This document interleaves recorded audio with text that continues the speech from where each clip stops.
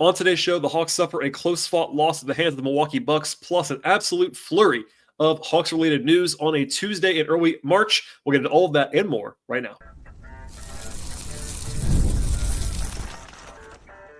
You are Locked On Hawks, your daily Atlanta Hawks podcast. Part of the Locked On Podcast Network. Your team every day. Hello, friends. Welcome to episode 1923 of the Locked On Hawks podcast. I am your host, Rowland, coming to you on a Tuesday evening into Wednesday here in early March. And I want to encourage you, as I always do at the top of the podcast, to make it your first listen each and every day here at Locked On Hawks. Check us out and subscribe to the podcast anywhere you find your podcast. That includes places like Apple and Spotify.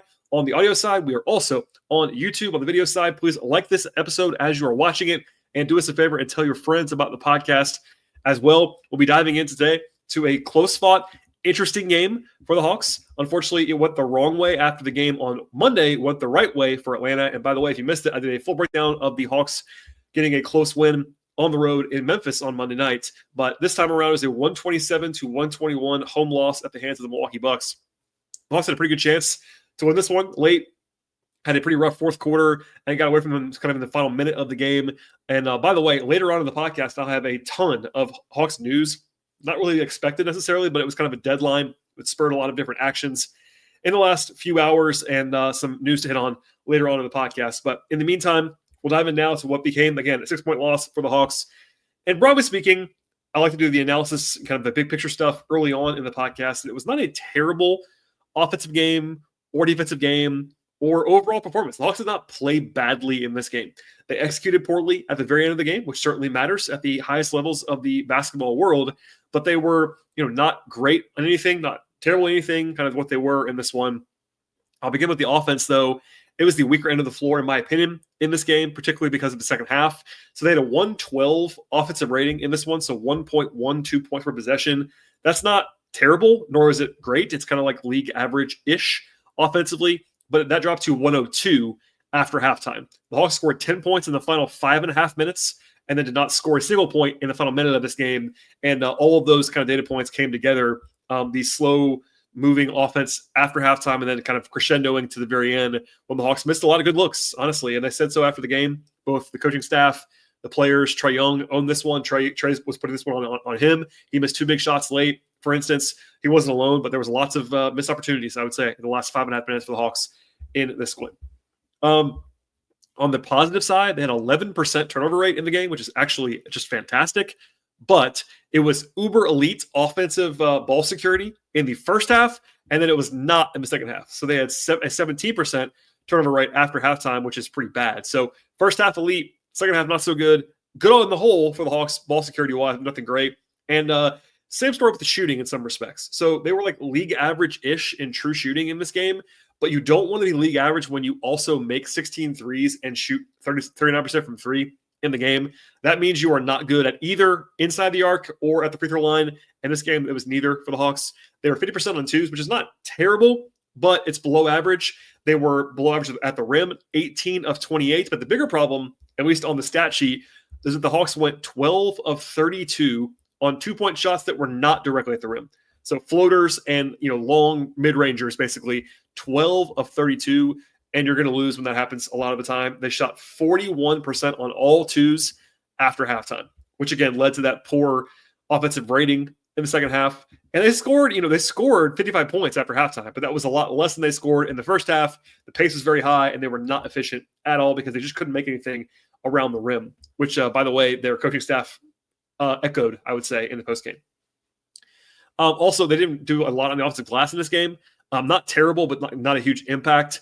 And look, every rotation guy in the Hawks lineup, all 9 of them, had 6 points or more. They had decent balance in this game, but it wasn't a good Trae Young game, particularly in the second half. It wasn't a good Kongwu game. And the Hawks are going to have some trouble offensively with both those guys. In particular, their point guard and center are not playing very well offensively. You get into limitations of Capella. You get into George Niang having a poor shooting night, for instance. Ricochet was just okay in this game. Not a ton of high highs offensively outside of 3-point shooting from Terrence Mann and Mo Gueye. Everything else just kind of like either middling or not so good on offense. And that was the anatomy of just a subpar offensive game that was holding the Hawks back, we'll say, in this game. Defensively, again, same story to some degree. A 115 defensive rating is, again, not awful, but not great either. They did benefit from some shaky three-point shooting from Milwaukee in this game. The Bucks were only 11 of 37 from three. And usually that's a combination, as it is on offense, honestly, of poor shot making and good defense from the Hawks. There's always a little bit of both in there at the NBA level when it comes to three-point shooting. But the Bucks, in contrast, though, to the Hawks, were awesome inside the arc. Milwaukee shot 65% on twos, and the Hawks allowed a ton of shots at the rim in this game. Also, they lost the free throw battle as well. But the rim pressure was just too much overall, I would say. Milwaukee had 60% true shooting in the game, which is really good. And that's even more so stands out because they were not good from three. So everything else was really good for the Bucks and not good by proxy for the Hawks. It did actually create some havoc, as the Hawks are often wanting to do, with 10 steals in this game. They forced a bunch of turnovers along the way. They had three guys with multiple steals: Capella, Dyson, and Mo Gueye. I believe everyone other than George Niang, maybe Ricci didn't have one either, but at least 6 or 7 of the guys had at least one steal for the Hawks in this game. But it was just not quite enough to overcome all of the other factors, including Milwaukee's really, really good shooting inside the arc. So I'm obliged to at least bring this up now. I don't want to leave with it, but I think it's part of the story here. This was a terrible schedule spot for the Hawks, terrible. And that's worth at least writing down in your mind somewhere. It was a back-to-back with travel and a time change for the Hawks last night, and the Bucks had not played a game since Saturday. So that does happen in the NBA, but it's about as bad of a schedule spot as you can have. The only way it could have been worse if the Hawks were on the road. They were at home in this game, but certainly Milwaukee had been in Atlanta longer than Atlanta had been in Atlanta, if that makes sense. Milwaukee came in over the weekend, and the Hawks were not home until 3 a.m, basically, last night. Now, that does not explain everything. I always make sure to point that out. It is part of the story. It's part of why the game was projected where it was. In the point spread, for instance, the Hawks were about 6-1 underdogs in this game, according to our friends at FanDuel. I'm never going to tell you this. That's the whole reason that anything happened. And the Hawks didn't show incredibly tired legs in this game. But at the end, they were short on some shots, for example.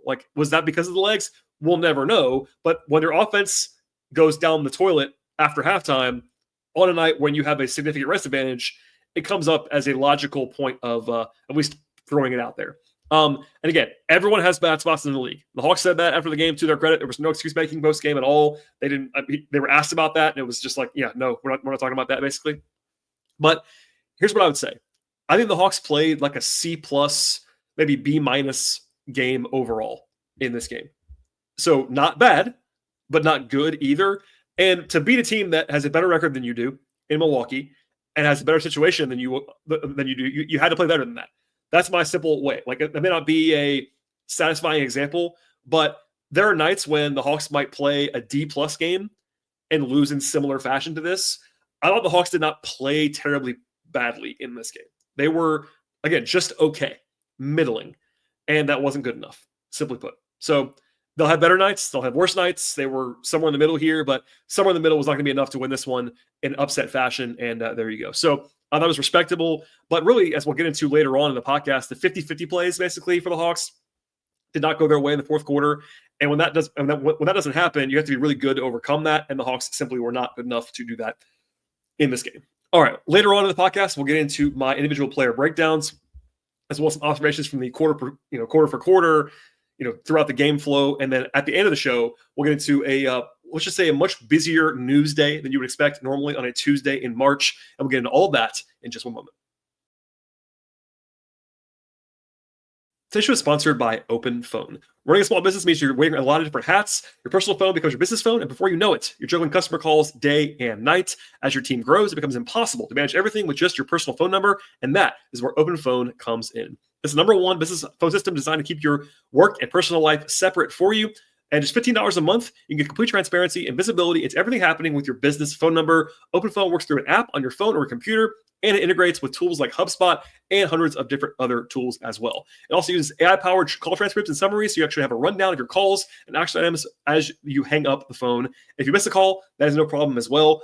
Automated messages are sent directly to the customer, ensuring that you never miss an opportunity to engage. Right now, OpenPhone is offering 20% off your first 6 months when you go to openphone.com/lockedonnba. That is OpenPhone. That's OpenPhone, openphone.com/LockedOnNBA for 20% off your first 6 months. OpenPhone.com/LockedOnNBA. And if you are having an existing number with another service, OpenPhone will port that over at no extra charge. Check it out now, OpenPhone.com/LockedOnNBA.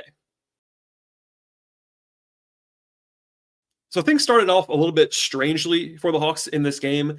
On the bright side, Georges Niang was ill on Monday, did not travel to Memphis, came back and played in this one. Wasn't great, but certainly played. But before tip-off, the word broke from the Hawks that Quin Snyder was not going to be able to coach due to flu-like symptoms. I will say in pregame, he looked a little bit off to me as far as like his normal self. Nothing like, jarring, but I even noted it to PR after he talked. It was like, does Quin look okay to anybody else? And there were some short answers. Quin's not always the most loquacious guy pregame, but I was not shocked when that news hit. He didn't seem to be like in great spirits, I would say, pregame, despite having the win yesterday. But he was, of course, under the weather. The Hawks do have a experienced number one assistant in Igor Koskov, a former Suns head coach, former national team head coach for Slovenia, etc. He's qualified, did a decent job in this game, obviously, so no issues there. Anyway, the first quarter was kind of a track meet. I would say overall, both teams scored at least 1.25 points per possession in a pretty offense-focused opening period, 70 total points. The Hawks had 0 turnovers in that first quarter, but Milwaukee shot the ball better than the Hawks did, as they did for most of the night. No real surprises rotation-wise in this game. With Niang back, it was back to the same group the Hawks used for like 7 straight games before Monday. Mo Gueye, who actually did not play at all on Monday, came back and started in this game. I wonder, the Hawks didn't say this, but I wondered aloud as I saw Mo start and play a lot, whether maybe they're trying to not have him play back-to-backs. He has some injury history, of course. That's a guess. That's not a report. I just thought it was interesting that he went from not playing at all last night in Memphis to playing a lot tonight. He played well, by the way, which is part of the reason, but he started in this game. And then off the bench, it was LeVert, Mann, Niang, who was back again, and Capella as the 4 guys in reserve roles. The Hawks had a nice second quarter, I thought. 10 assists in the second, hit 4 threes. They held Milwaukee down defensively. That was their best defensive quarter of the game in the second, I thought. And their best rebounding quarter overall in a game where they kind of lost the glass for the most part in this game. And also a really good Trae Young half in the first, 16 points, 5 assists. He had a very rough second half, but that kind of might actually get a little lost here is that Trae was actually quite good in the first half, just not overall after halftime. I'm being shorter than this on purpose because I have a lot of news to get to later on. But in the second half, the Hawks won the third quarter. So that's a positive, but they probably should have built a bigger lead, I thought. In the third, it was a missed opportunity to kind of go up by a comfortable margin because the Hawks were 5 of 16 on twos in the third quarter. And they also had more turnovers in the first 5 minutes of the third quarter than they had in the entire first half. So it was kind of a miracle that they were able to be up. But that was a kind of a slog quarter on the whole. But the Hawks had just made a few more floaters, a few more layups. They would have been in better shape, but they just kind of didn't do that. And that left them vulnerable to what happened in the fourth quarter. So they're up by 5 with like 9.5 minutes to go in this game, and then scored a total of 17 points the rest of the game, which is why, again, I led the offense as the bigger concern area in this spot because it was deciding the game late. It was their offense that kind of let them down.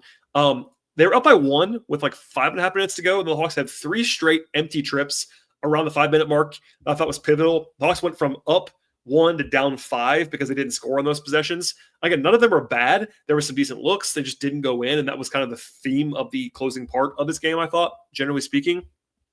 Trae did get to the line after that for the first foul of the entire fourth quarter for Milwaukee, which is a little bit of a controversial play. But then I thought the biggest moment of the game for me, not by far, but if there's one possession I would circle, it was this one. Hawks back within 3. They played great defense, not just good, great defense for about 22 seconds. But then Karis LeVert went for a steal at the top of the key with kind of a loose ball against Kyle Kuzma. He didn't get it. Kuzma was able to grab the ball, gather in rhythm, and then shoot a fairly deep 3, honestly, at the buzzer of the shot clock that he made. And that swing felt big, and I think it was big in the game. Now, multiple things here. Number one, that's a shot from Kuzma. That's probably like a 30% shot, if that, and it went in, which is tough. But then also, LeVert goes for the steal, and he probably shouldn't have done that. If he stays solid there, Kuzma either gets a bad shot up that's probably even lower chance to go in or whatever. So equal opportunity, a missed opportunity for the Hawks, a great shot, a tip your cap shot to Kuzma in that spot, but a big swing to put the Hawks down by 6 there. And again, the Hawks came back to tie the game, as we'll get into in a second.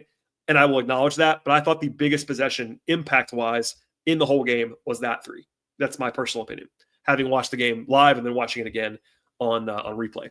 But after that, some more missed shots. LeVert missed a great look at a mid-ranger. Again, very similar story, like a high quality, like 55% look probably from LeVert that he misses. Giannis scores. The Hawks go down by 8. But look, the Hawks were down by 10 5 minutes ago last night, and they almost did it again tonight. They were down 8 with like 3 minutes left, and they just can't. They always keep coming back. I mean, I don't love everything about this Hawks team, but they are resilient. They are. And they came back to tie the game. LeVert scored. They get a stop. Mo Gueye actually missed a corner three. They got a stop after that. Trae then got Mo set up to go to the line. He splits the free throws, but the second one was a free possession when the rebound went off of Brook Lopez.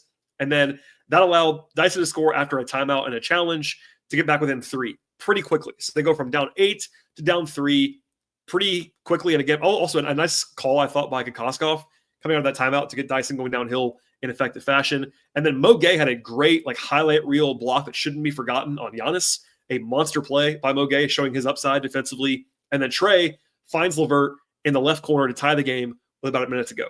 So in about 2 minutes or less, it goes from Hawks down 8 to a tie game. But then, of course, it's still only tied. And they allowed Milwaukee to get downhill on the next possession. No massive breakdown, but it was a little bit too easy for my liking there defensively. They get a dunk from Brook Lopez. And then the first of 2 misses by Trae Young, just a little bit short of a floater that would have tied the game. He misses it. Lillard then beats Okongwu around the corner for a layup, and that puts the Hawks down by 4 again. And honestly, the air let out of the building at that point in time. They come all the way back to tie it, and then within 30 seconds, they're down by 4 again. And that was tough. After a timeout, they had to score, and honestly probably needed a 3, but Trae got to, again, a good floater and missed it. Fortunately, though, this time around, that didn't really bite them because the Hawks got an offensive rebound and kicked it to Niang for an open 3, and he missed it. And if that goes in, it's a 1-point game. It's a different game. The Hawks would have had to foul. They were still underdogs, but if that goes in, you have a chance. It didn't go in, and that was basically it. They fouled Giannis, et cetera, and then the game was really over when Dyson was called for a technical foul on basically calling a timeout they didn't have on an inbounds pass. Dyson, who I thought was good in this game, had a brain fart there. Trae was pretty clearly open on the inbounds pass. You just can't take a timeout there or even take a 5-second call there. It's got to go in. It didn't matter. They're probably going to lose anyway, but we just wanted to note that at the end of the game. So, obviously, the fourth quarter again, the last 5 minutes again, I counted at least 5 or 6 shots that I would describe as good looks, like legitimately good looks in the last 5 minutes that they missed. At least 5, if not more than 6 or 7. It's a make or miss league, and they missed a lot in this game. The 2 Trae floaters, the Niang 3 were the big ones on offense. But even before that, LeVert misses a 10-footer that he almost always makes. The Kuzma shot goes in. It was one of those games that was closer than it seems now when you look at the final score, but Milwaukee got the breaks at the end. To the players quickly before we dive into the news at the end of the podcast. Again, 9 guys appeared for the Hawks. Actually, all 9 played 21 minutes or more. So very balanced in the minutes department. I would assume because, at least in part, the back-to-back, you don't want to push guys too hard at the top end. Off the bench, Terrence Mann, 21 minutes, hit 4 threes, 12 points, 4 rebounds, 4 assists. He was a good Terrence Mann game, I thought. He did have 3 turnovers, but other than that, I thought he was really solid off the bench, made some shots, had 4 assists. He is basically their 9th guy right now, and he's playing very well. So I like Terrence Mann in that role. He's overqualified for it. That's a nice thing to have. Capella, 21 minutes, 8 points, 8 rebounds, 2 steals, 2 blocks, an assist for Clint, no turnovers. I thought it was a mixed game for Capella. Some really nice highs, honestly. First half, he was, I thought, good in the first half. Second half, not so much. And overall, I would say certainly not a great inspiring game from Capella. He wasn't a disaster, but he is very limiting to them. I'm saying it for a while, and if you're a listener to the podcast for a long time, you will note that Capella, in my opinion, has dropped off considerably. And I know there are people that thought he dropped off before I did. That's fine. But in the last couple of weeks since he's come back, he is limiting to them. No question about it. That happened, I think, a lot in the second half. He wasn't a disaster in the game. And by the way, the Hawks were +3 with Capella and -9 with him off the court. So it wasn't like it was only him in this game. In fact, the bench minutes for the Hawks went very well. All 4 bench guys were in the positive, +- and a 6-point loss. But just a middling, high highs, low lows. And that's where Clint is right now. Georgia did not shoot the ball well in this game. 8 points on 11 shots, 3 rebounds, 2 assists. I thought he looked fine, just didn't make shots. Obviously missed the game. I'm sure he was not feeling his 100% self after being out for illness yesterday, but nice to have him back for the shooting. And then Karis LeVert, 21 points, 4 assists, 3 rebounds on 13 shots. He was actually quite efficient and good in this game for the most part. He was the hero last night. Wasn't quite as good as that in this game, but the bench was not the problem for the Hawks in this one. To the starters. Ricochet, 25 minutes, 7 points, 4 rebounds. A quieter game for him, only 1 of 6 from 3. That was the biggest part of that. But rebounded the ball okay in this one. Didn't create a lot of havoc defensively, was certainly in the right spots most of the time. I thought he was fine, just didn't make shots in the way that he was red hot last night. Okongwu had a below average game for him, I thought pretty clearly. 6 points on 7 shots. He was very quiet on offense. A couple nice passes for sure from Okongwu, but not a huge factor offensively. 9 rebounds is solid, 2 blocks. I thought he played fine defensively, below his norm offensively. Just not a great game from him on the whole. Mo Gueye, 15 points, which is monster stuff from Mo Gueye. Like, you don't expect that. That's kind of a bonus when Mo Gueye has 15 points. It's like a very nice bonus. By the way, his previous best game this season was also against Milwaukee and also in the same building 4 weeks ago. 15 points in that game as well, in a pretty close win. So Mo likes the Bucks for whatever reason, but the big block late, he hit 4 threes. He probably wasn't as good as that indicates, honestly, but he had some nice flashes in this game and made some shots, which was very helpful. Dyson Daniels, 16 points, 9 rebounds, 6 assists, 2 steals. He was really good in this game, as he almost always is. It's one of those things where, like, single game plus minus, I will cite it on the podcast, and sometimes it matters and sometimes it tells a story. Dyson having the worst plus minus in this game is not indicative of what actually happened in the game. He was quite good, I thought, overall, but was minus 14 in the game. And then Trae Young, tail 2 halves. He was good and efficient in the first half. Second half, got the counting stats, was not very good, I thought, on the whole. And I think, to his credit, as the best player and leader of the team, came out post-game and was like, I wasn't good enough. I got to make more shots late. Nobody else's fault but his, that kind of thing. And I think that was, the right sentiment to take. I don't think he was as bad as some people thought, but late in the game, he was not his best self. The 2 missed floaters were the biggest examples, but for the game, he was 1 of 6 from 3. He was 8 of 18 on 2s on the whole.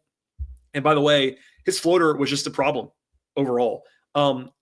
He actually had 12 points on 15 possessions in the second half, which is not what you want to see. He was 5 of 12 on floaters.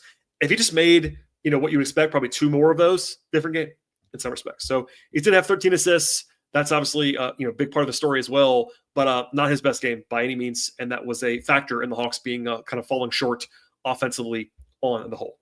All right. That's all I have on the game, but there is a ton of news to get to, like way more than usual on a Tuesday, from Kevon Harris to Don Barlow to Jacob Toppin, a new face on the scene for the Hawks. We'll get into all of that and more in just one moment. This show is sponsored by BetterHelp.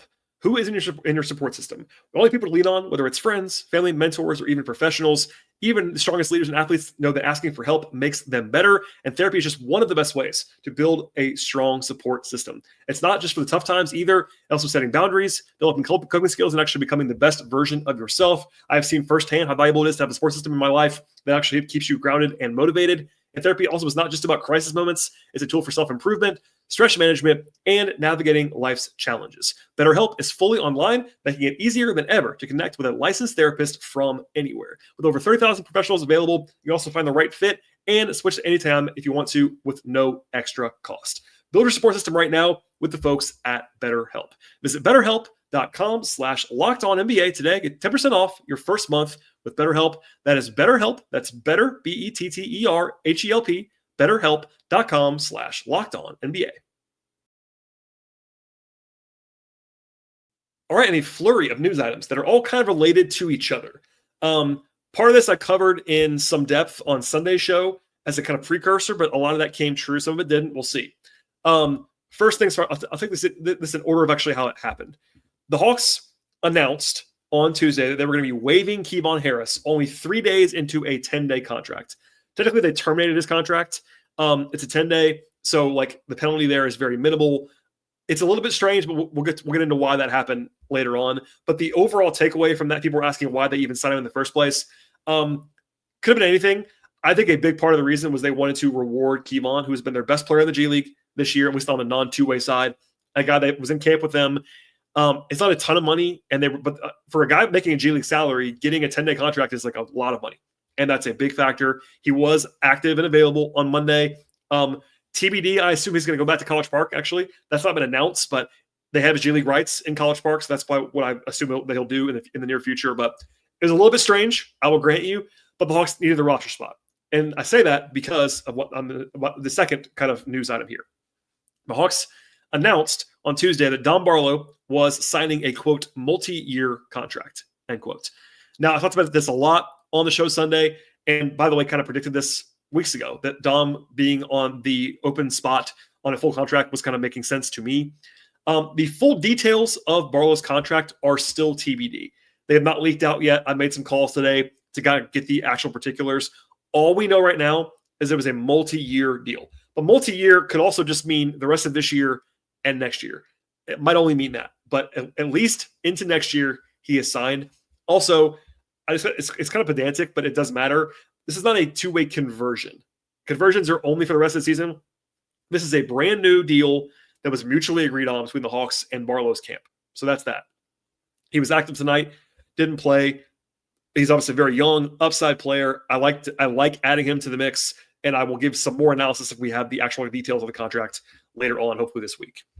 Now, it was also, and this is the deadline that I brought up before, March 4th is the deadline for signing two-ways. Now, it is not the deadline for moving a two-way guy off the two-way onto the full roster, but if you wanted to move a guy off the two-way and then replace him with a new two-way, it had to be done by today, which is why a lot of this happened today, honestly. It spurs action, basically. So they wanted to get Barlow off the two-way on the regular deal. That was already reported. It was happening no matter what.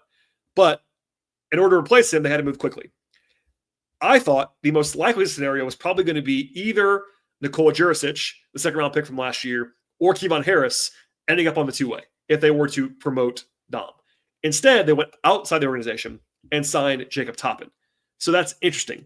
Now, Toppin, if you don't know his work, is the brother of Obi Toppin, fellow NBA player. Jacob Toppin is 6'9", forward out of Kentucky, was with the Knicks this year. A lot of the season was waived on March 1st by the Knicks. Played a small role on the actual New York team because they play other guys all the time with the Knicks.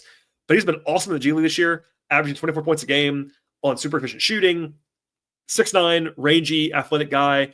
Lauren Williams of the AJC, friend of the podcast, reported today that she was told that he can be active for 12 more games this year. If you don't know this, two-way players are capped at 50 games of being active. So Toppin cannot play every game the rest of the season, but he is active potentially for as many as 12 more games, which is notable. But also, they're looking at him as a potential long-term piece, obviously, as most two-ways are. Of note, all two-ways are not playoff eligible. So if they wanted Keaton Wallace, or if they wanted Jacob Toppin, or Daquan Plowden to be eligible for the playoffs, they have to get them onto a regular contract. And as of right now, there is no one left to cut in easy fashion for the Hawks. It's Barlow, it's Garrison Matthews, etc. They don't really have the natural guy there. So I'm going to guess none of them will be playing in the playoffs, if I had to guess right now. But we'll see.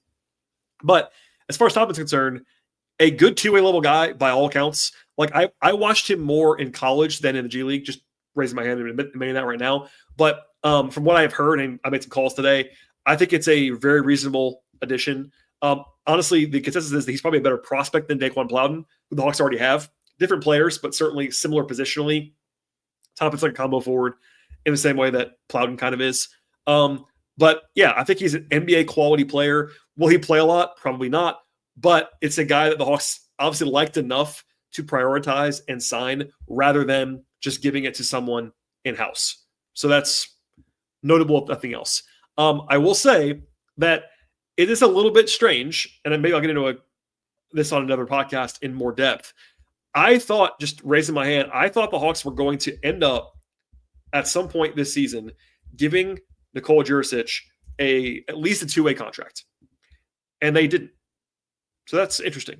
Now, they can still sign him in some creative way, but usually when you drop a guy in the 40s, he ends up on your roster at some point, and right now it looks to be more likely than not that he won't. I don't know what that means. He got hurt, of course, this summer, which is part of the deal there, but there you go. So that's the three machinations. Again, Harris cut/waived, Barlow promoted to a full contract. I asked Quinn about that pregame. He gave a good answer about Dom. And then Jacob Toppin signed. So right now, the Hawks roster is back to being full. 15 guys on full contracts, 3 on two-way deals. And if anything else happens, it'll be because of something else happening. They have to cut somebody to make any other move that they do if they want to in the next couple of months. After that, this is much more low stakes, but Krejci, who is supposed to be reevaluated in about a week after the lumbar fracture in his back, was actually assigned to College Park today. People were kind of eyebrow-raised about that. It's very normal. The Hawks played a game today, so they didn't have practice or anything like that. And because they have the G League team in town, Vita essentially just went to practice with College Park. You have to be formally assigned there. So he was assigned there. A few hours later, he was assigned back to Atlanta. No harm done. This does not mean he's like going to play very soon. It's a positive sign that he's at least on the court a little bit. Lumbar fracture, a little bit tricky injury, but he, again, reevaluated in about a week. Could be back pretty soon, but no guarantee of that. Just wanted to at least throw that out there for a little bit of news. And the last thing is that Zachary Krejci won the Rookie of the Month award for the Eastern Conference for February. On Sunday, I discussed this a little bit. I brought up he and Trae as at least candidates for awards. Trae, I thought, would never win it because of the team record, which was true. But Krejci earned it. I thought he was probably the right choice to win that award. Nothing huge, but I thought he had a good month and was good, of course, last night as well in Memphis. A little bit less so tonight, but a nice little run for him. And that's all I have on the news front. Last thing before we sign off, the Hawks do play now twice in the next 4 days. It's Thursday and Saturday. They're facing the Indiana Pacers both times in the same building. There are more of these like baseball-style sets in the NBA now than there have been before, but the Hawks now play the same team twice in 3 days, Thursday and Saturday. The Pacers are good, but they're not insane. But what I would say is the Pacers have really had the Hawks number in the last year or two. They've only seen each other once this year. It was a close game, but the Hawks lost it on February 1st against Indiana. But that's been a tough one for the Hawks recently. Doesn't mean it's going to change anything now, but obviously, realistically, it'd be nice to get at least one of those not get swept, and we'll see how they fare in that game. I might have some content about that on Wednesday evening. I'm looking into maybe doing a crossover episode with Locked On Pacers, TBD on that, but at the very least, I'll have a show after the game on Thursday. Also, I have to travel this weekend, so at PSA, I may not have a show right after the game Saturday night. Thursday, I got covered, hopefully, if all goes according to plan. But it might be till Sunday before we do the weekend show, but I'll plug that again at the end of Thursday's show. Please subscribe to this episode anywhere you find your podcasts, Apple, Spotify, Amazon, etc. Please like the video on YouTube as well, and tell your friends about the podcast. Have them subscribe on audio and or video platforms. Follow the show on X/Twitter at Locked On Hawks. Follow me there at BT Rowland. Follow my non-podcast work at patreon.com/BT Rowland. All right, everybody. I will have a show at the very latest after the game on Thursday. Stay tuned for that, and we'll see you all next time.